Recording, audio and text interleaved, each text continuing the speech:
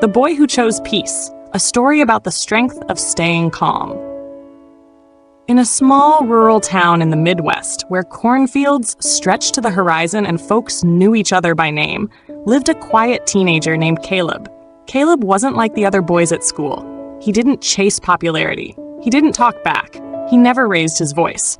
When kids made fun of his clothes or mocked the way he stuttered during presentations, he didn't retaliate.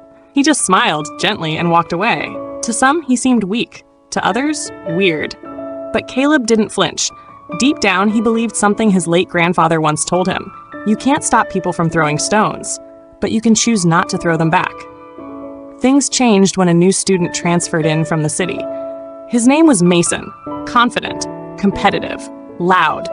He had a chip on his shoulder and something to prove. And when Mason noticed Caleb's calm demeanor, he didn't see wisdom, he saw a challenge. On his second week, Mason accidentally knocked Caleb's lunch tray to the floor. The cafeteria went silent. But Caleb, he just looked down, chuckled softly, and said, "Guess today's a fasting day," and calmly picked up the mess. Mason was stunned. Over the next few days, Mason kept trying, spreading rumors, calling Caleb names during gym, even tripping him on the basketball court. But Caleb never reacted.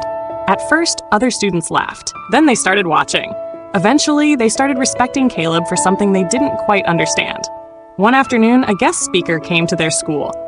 A retired Marine turned life coach named Mr. Harding. He gave a talk about leadership, discipline, and what it means to have real strength. During the Q&A, Mason raised his hand and said with a smug tone, "Sir, do you think it's weak to stay silent when people push you around?" Mr. Harding smiled. "Let me show you something," he said. He pulled out 2 clear jars, one filled with water, the other with solid ice cubes. From a small vial, he dropped black ink into the jar of water. The whole jar turned dark in seconds. Then he dropped the same ink onto the ice. The ink sat there, barely spreading. Mr. Harding asked the room, "If you had to drink one of these, which would you choose?" The answer was obvious. Then he said, "The first jar represents someone who reacts immediately, tainted, stirred up, clouded. The second, it stays solid, composed. The chaos can't sink in. That's real power." The room was silent. Mason lowered his hand and looked at Caleb for the first time, not with annoyance, but with awe. After the talk, Mason walked up to him and said, "Hey, I'm sorry, man.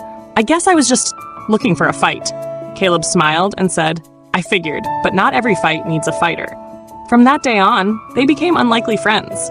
Mason slowly adopted Caleb's calm presence, and over time, it changed him. Years later, Caleb became a therapist, helping veterans and teens manage trauma and anger. People called him the Peace Whisperer. And when someone asked him, "How do you stay so calm when life throws fire at you?" he simply replied, "Some fires only burn if you feed them, and not every battle is worth your peace."